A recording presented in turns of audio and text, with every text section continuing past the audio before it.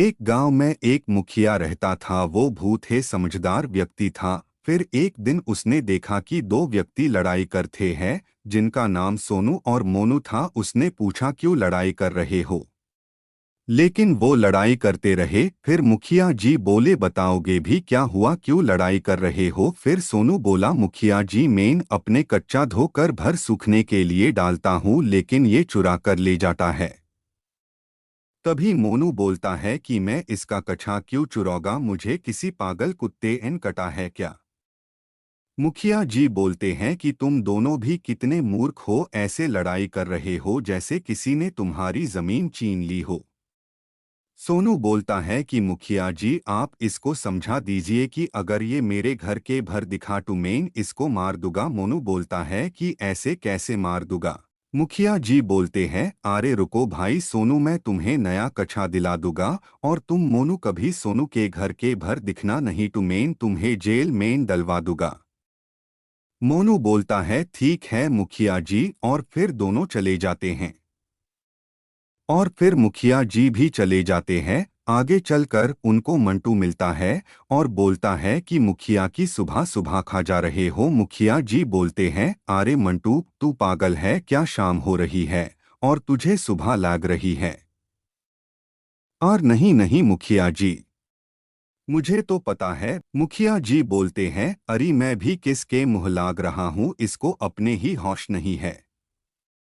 मंटू बोलता है, अरे मुखिया जी, आप कैसी बात कर रहे हो, ये तो रहा मेरा घर। मुखिया जी बोलते हैं, अरे मंटू, ये तेरा घर नहीं है, ये कबाड़। और तभी वहां पर मंटू की पत्नी सीमा आ जाती है और बोलती है, आप यहाँ क्या कर रहे हैं? मैंने तो आपको और तभी वहां पर मंटू की पत्नी सीमा आ जाती है और बोलती है, आप यहाँ क्या कर रहे हैं? मैंने तो आपको आता लेन के लिए भेजा था। मंटू बोलता है, अरे तुम कौन हो पागल औरत, मैं क्यों आता लाऊं?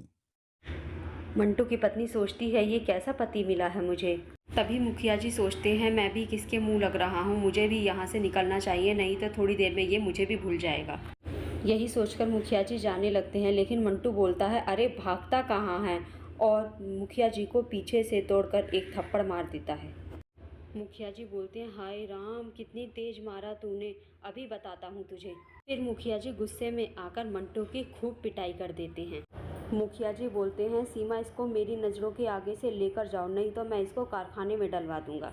मंटू की पत्नी अपने पति को घर ले जाने लगती है और बोलती है आप घर चलो, तब मैं आपको बताती हूँ। मंटू बोलता है अरे पागल औरत, छोड़ मुझे, छोड़ छोड़। मुखिया जी बोलते हैं पता नहीं किसका मुंह देखकर निकला था आज मैं, पूरा दिन खराब हो गया। जैसे ही मुखिया जी थोड़ी आगे चलते हैं तभी उनके सर पर एक बिजली का खंभा गिर जाता है और वो वहीं बेहोश हो जाती हैं।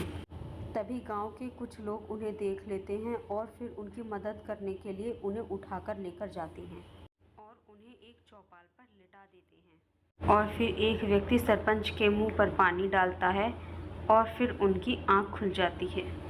मुखिया जी की पत्नी बोलती है ए जी, क्या हो गया आपको? मुखिया जी बोलते हैं अरे बेटा, कौन हो आप? गांव वाले बोलते हैं अरे मुखिया जी, ये क्या बोल रहे हो आप हमारे मुखिया हो, सरपंच हो इस गांव के, आपने हमारी सारी मुसीबतों का हल निकाला है। मुखिया जी सोचते हैं कैसे गांव वाले हैं, मेरे पीछे ही पड़ गए हैं, और मुखिया जी उठकर भागने लगते हैं। भागते भागते मुखिया जी एक पेड़ पर चढ़ जाते हैं और बोलते हैं गांव वाले, कृपया करके मेरा पीछा छोड़ दो, आखिर मैंने तुम्हारा बिगाड़ा क्या है जो तुम लोग मेरे पीछे पड़ गए हो? मुखिया जी की पत्नी बोलती है देखिए, आप पेड़ पर से उतर आइए, नहीं तो आपके लिए अच्छा नहीं होगा। मुखिया जी बोलते हैं देखिए, आप लोग को समझ नहीं आता है क्या? आप लोग क्यों मेरे पीछे पड़े हैं? मैं पेड़ पर से बिल्कुल नहीं उतरूंगा। मुखिया जी की पत्नी अपनी सूझबूझ से अपने पति को बोलती है देखिए, पेड़ पर सांप है, आप जल्दी नीचे उतर आइए। अचानक से मुखिया जी घबरा जाते हैं और पेड़ पर से नीचे उतर आते हैं। तभी मुखिया जी की पत्नी बोलती है गांव वाले, यही सही मौका है, इनको जल्दी से डॉक्टर के पास लेकर चलते हैं। गांव वाले बोलते हैं हाँ हाँ, बिल्कुल सही कहा चाची जी आपने। डॉक्टर पूछते हैं ये क्या हो गया है सरपंच जी को? सरपंच जी की पत्नी उनको सारी बात बताती है कि इनके सिर पर खंभा गिर गया है मुखिया जी की पत्नी डॉक्टर से पूछती है, डॉक्टर साहब ये ठीक तो हो जाएंगे ना? डॉक्टर साहब बोलते हैं कि देखिए, खंभा गिरने के कारण इनके दिमाग पर चोट आई है जिसका इलाज हमारे पास नहीं है। मुखिया जी की पत्नी बहुत परेशान हो जाती है और कहती है, हे भगवान, जो सरपंच पूरे गांव की मुसीबतें हल करता था, आज उसकी मुसीबत का हल डॉक्टर के पास भी नहीं है। डॉक्टर साहब बोलते हैं, देखिए आप परेशान मत होइए, भगवान चाहें तो ये जल्दी ही ठीक हो जाएंगे। मुखिया जी की पत्नी मुखिया जी को घर ले आती है। मुखिया जी के दिमाग में चोट लगने के कारण जब से वो घर पर आए थे उल जलूल बातें करते थे। इसी कारण उनकी पत्नी बहुत परेशान रहती थी। एक दिन मुखिया जी अपनी पत्नी से बोलते हैं, अरे सुषमा, मुझे बहुत तेज प्यास लग रही है, ज़रा एक गिलास पानी तो ले आना। उनकी पत्नी परेशान होते हुए बोलती है, ठीक है महाराज, अभी लेकर आती हूँ। जब उनकी पत्नी उन्हें ग्लास में पानी देकर जाती है तो वो बोलते हैं, अरे सुषमा, तुम्हें पता है ना, मैं शराब नहीं पीता हूँ, तुमने मुझे शराब क्यों दे दी? जी की पत्नी बोलती है, अरे बाबा, ये शराब नहीं है, ये पानी है, मैं तो इनसे बहुत तंग आ गई हूँ। मुखिया जी बोलते हैं, क्या तुम्हें मैं अंधा नज़र आता हूँ? शराब देकर पानी बोलती हो? मुखिया जी की पत्नी मुखिया जी से इतना परेशान हो जाती है कि वो एक दिन उनकी बहुत पिटाई करती है। पिटते पिटते मुखिया जी घर के बाहर दौड़ते हुए निकल गए और इधर उधर पागलों की तरह घूमने लगे। कुछ गांव के लोग मुखिया जी की चटकारे लेने के लिए उनसे बहुत अजीब अजीब से काम करवाते थे, जैसे रोड पर झाड़ू लगवाना, क्योंकि सरपंच जी अपनी याददाश्त भूल चुके थे।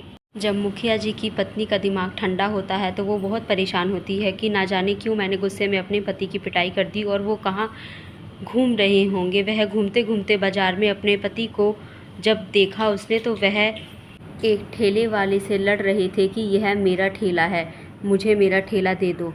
जी की पत्नी उन्हें बहुत समझाती है कि यह आपका ठेला नहीं है। ही ठेले वाले को बहुत गुस्सा आ जाता है और वह पास में पड़े अपने ठेले के ऊपर से एक लौकी उठाकर मुखिया जी के सर में मार देता है, जिससे उनकी याददाश्त वापस आ जाती है। फिर उनकी पत्नी खुशी खुशी अपने पति को लेकर अपने घर चली जाती है।